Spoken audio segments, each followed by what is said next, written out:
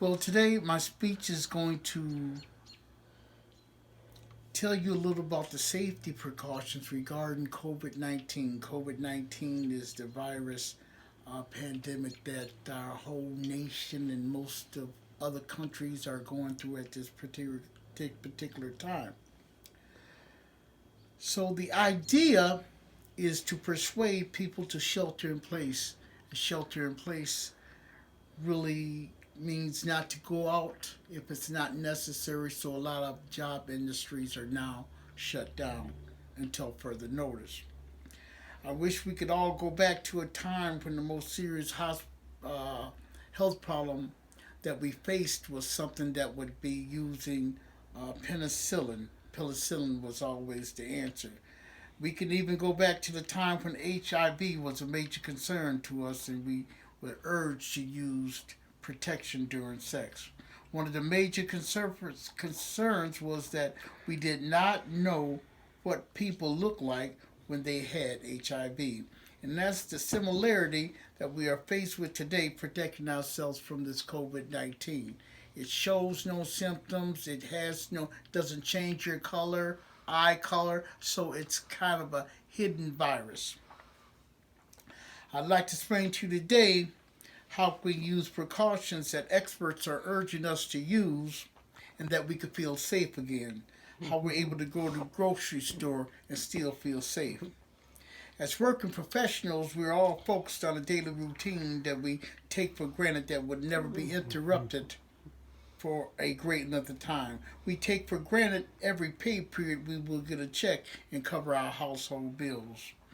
Wearing a face mask is one of the ways to reduce the chances of giving the virus to other people.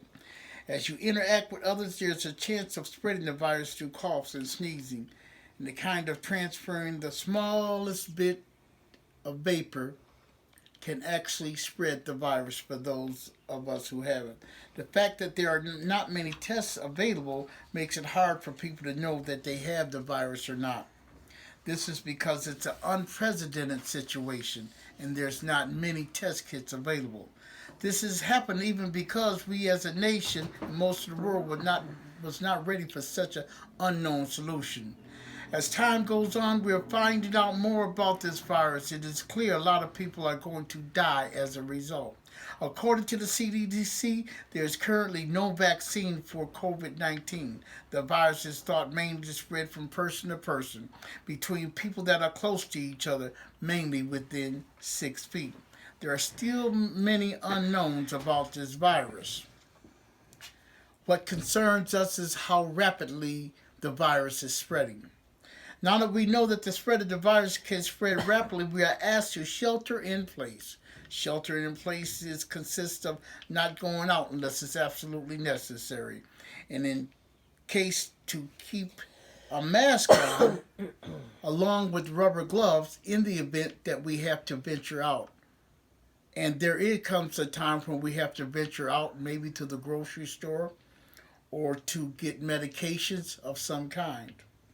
Hospital workers and surgeons is what we look like when we have to go out. We must continue to sanitize our hands and stand more than 6 feet apart.